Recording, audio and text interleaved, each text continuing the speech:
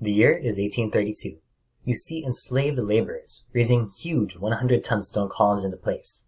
They and other slaves are building what would become one of Decatur's most recognizable structures, a bank. A bank that would eventually go broke, be fired upon by Confederate troops, and host ballroom dances. The building I'm referring to is the Old State Bank of Decatur, Alabama.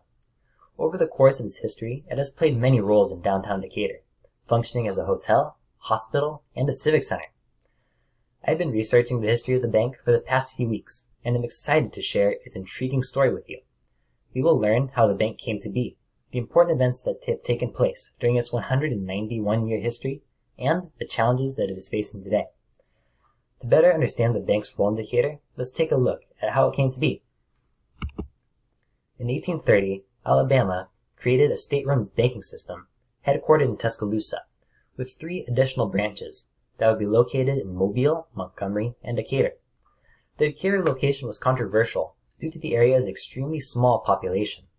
According to an article from the Encyclopedia of Alabama, only about 200 people resided in Decatur at the time. The site was ultimately chosen, though, because of its proximity to the Tennessee River and to local cotton plantations. The contract to build the bank was awarded to John C. Fennell, a plantation owner from Trinity, Alabama. Mr. Fennell had his slaves build the bank, starting in 1830 and ending in 1833.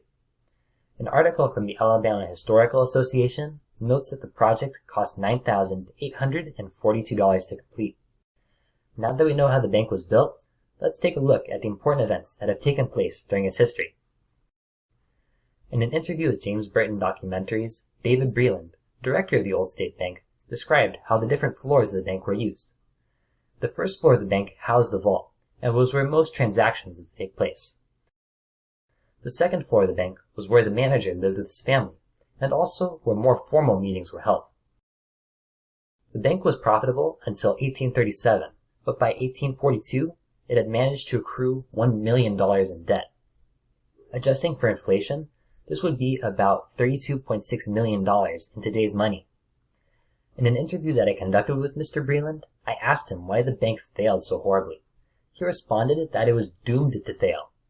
He said this was so because the bank's currency was only valued really inside of the state, not by those outside the state, so it was not used in interstate commerce. And because loans were often made with no collateral to friends, relatives, or even to the bank managers themselves, and because of several bad investments. All of these factors contributed to the bank's closing in 1842, and it remained vacant until 1861, when Union troops occupied it and used it as a hospital, headquarters, and a storehouse. 3 years later, during the Battle of Decatur, its vault was used as an operating room for wounded soldiers. The vault was chosen because of its extremely thick walls, which were 22 inches thick. They protected those inside from enemy projectiles. Some of these projectiles actually struck the columns of the bank, chipping off pieces of stone, leaving behind marks that can still be seen today. Following the Civil War, the bank was used as a civic center, a saloon, a hotel, a doctor's office, and finally as an American Legion post. In 1972, the bank was added to the National Register of Historic Places. 3 years later, in 1975, the American Legion donated the bank to the city of Decatur. The city then renovated the bank, restoring it to its original 1833 to 1842 state, which was when it operated as a state-run bank.